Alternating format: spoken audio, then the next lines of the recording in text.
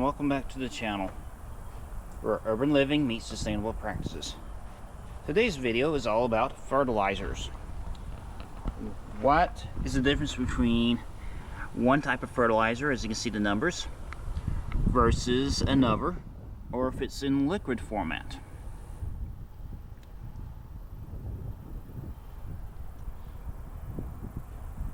Now, as you know, one type of fertilizer can be specially made for a specific plant or specific purpose, or the way it is delivered. For example, this hydroponics bottle. It's more effective for distilled water and in hydroponics, but I got this at a very great price, so I'm willing to try this on my containers. You can do warm tea or compost tea. Now the thing you have to be mindful of this is warm tea is more acidic by nature. So if you have fruit plants that are acid loving, or if you're in my situation where the garden's been knocked out of balance because you have hard water and the pH is too alkaline, that is a great way to lower the pH. It won't fix it, but it will help reduce the pH around the plants around the area. And I'll get into that in another video, because it does help hurt the production. So, getting back to the application. What makes kelp meal different than this general 533? And I refer to this as a general all-purpose fertilizer, because it's pretty well balanced. You can go a 10-10-10, or you can go a 5-5-5. And also, if you notice there's a expiration date on that, that tells me that it actually has been loaded with what I refer to as probiotics and prebiotics to make it simpler. It has bacteria that helps regulate the soil and helps deliver more of the nutrients efficiently to the plant. The kelp meal, as you see, is a 1-1-1.2. That is great for seed starting. It's great for tender young plants that you have this started, and you can see that I have some young plants that we will see here in a minute. So,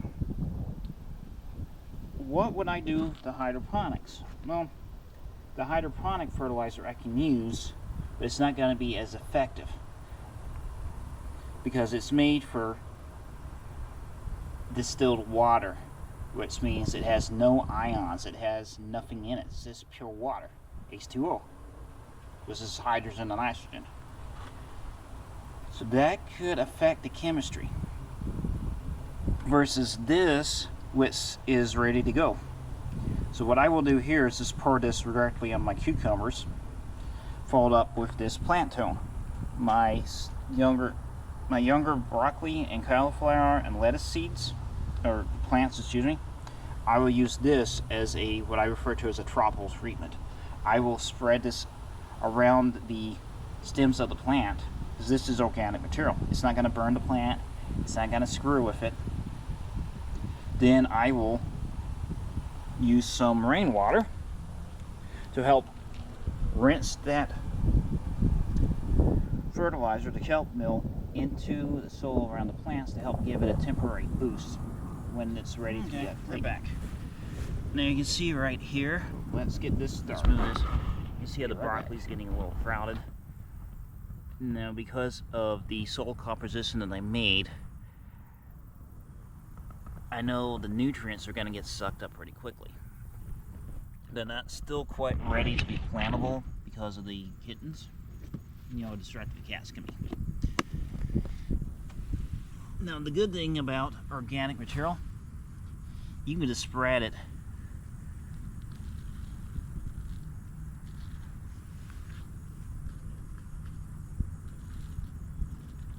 all over the plant, and it's not going to hurt it.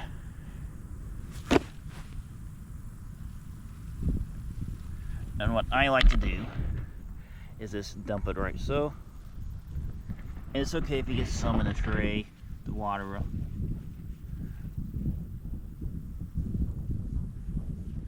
The water will actually dissolve it. And I'm fine with that. Because all what will happen is the water will just sit there, be uptaken, and the roots will uptake the water. And since that kelp meal is getting dissolved in the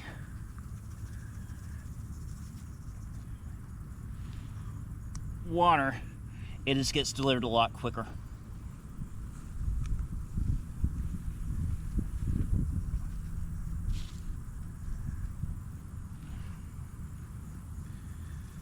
And that's the other reason why I'll use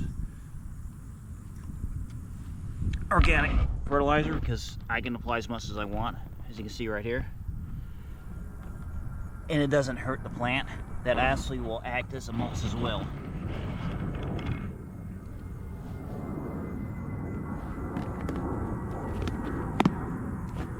Now, as far as the hydroponics application goes, what I like to do is with these type plants is I'll apply the hydroponics at the bottom, and you just like, hey, but it's not, that's disrupting it. Yeah, it disrupts the chemistry, but it'll still get absorbed.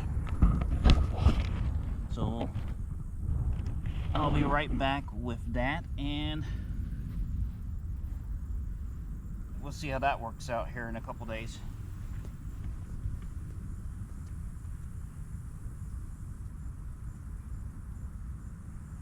See how this works down here.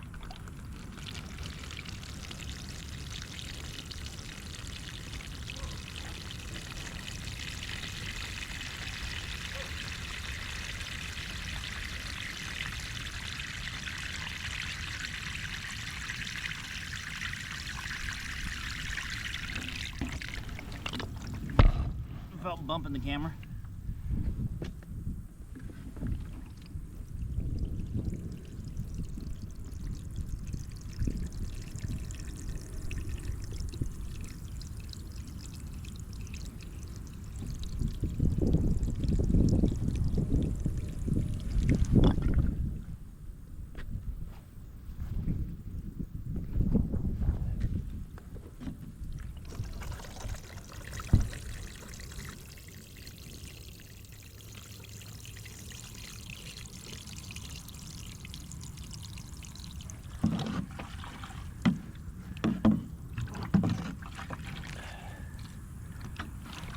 After a delay, I don't like getting equipment wet at all.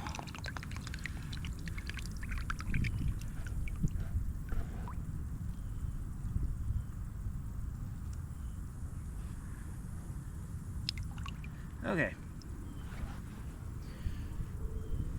You put this stuff back, I'll be right back. Okay, sorry about that. I had to get my stuff in position.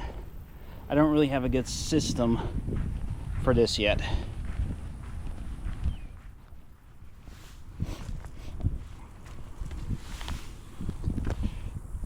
Unfortunately, the cats destroyed that lettuce. That's okay. We had overs, but you can see the cucumbers are doing quite well.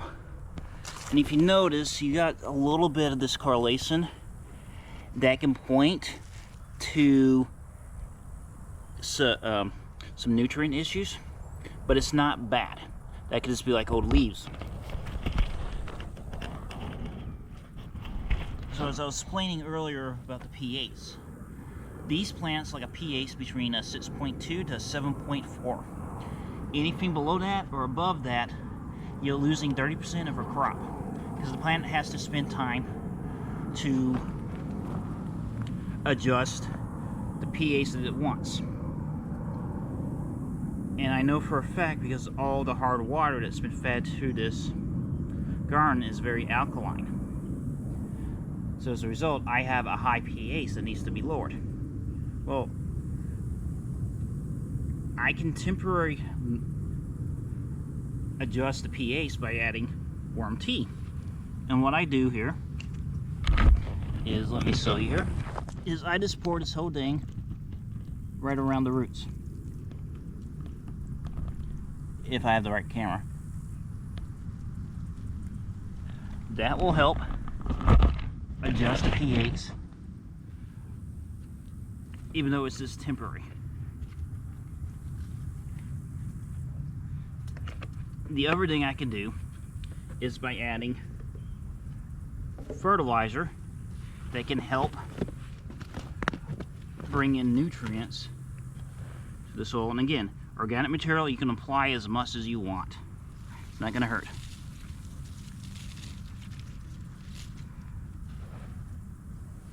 And this is a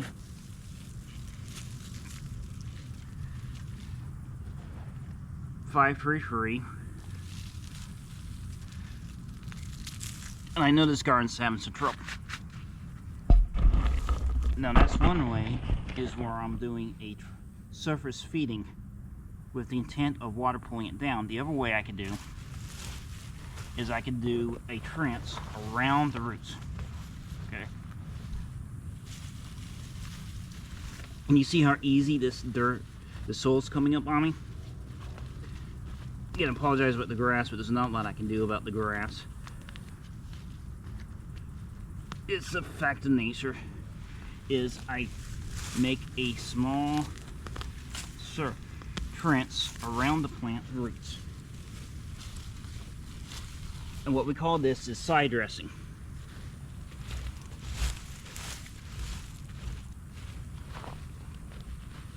And the idea is the plant's roots will seek out the material. And I have some extra visitors here. Those guys are destructive. You know what cats are. And again, organic material, or excuse me, organic fertilizer, you can apply as much or as little as you want, because the plant's not going to be forced to reserve that like a synthetic fertilizer. And this stuff's getting old anyway, so. And then what I do is, there's my trench. What I do is just bury it up. It doesn't have to be perfect. You just want it covered as best you can, because that helps keep the material, as I have a bad angle, in place. And we're just going to apply some water to this to stimulate.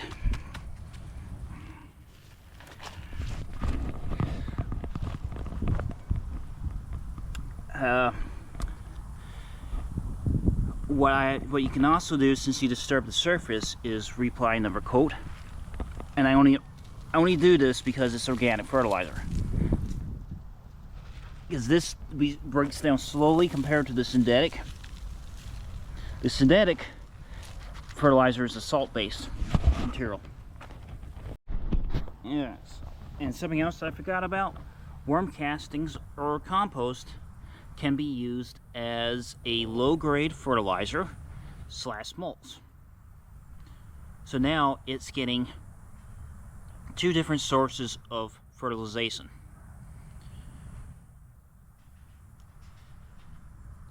Now, you can say with the worm castings, because of the bacteria, it doesn't like the UV light. But in this case, I'm using that as a surface feed for the plant, because that plant tone, the 533, that's buried in the soil around this plant, around the cucumber. Let me put a better angle. The worm castings is sitting on top of that will be leached down when it's watered. So as long as the material reaches the roots, this is important. It also has the warm tea that I poured before the fertilizer. That means it's getting nutrients from 3 different sources, and this plant will respond appropriately to that. So we'll see what it looks like next week. That's the idea. Apologize about the plane go flying overhead.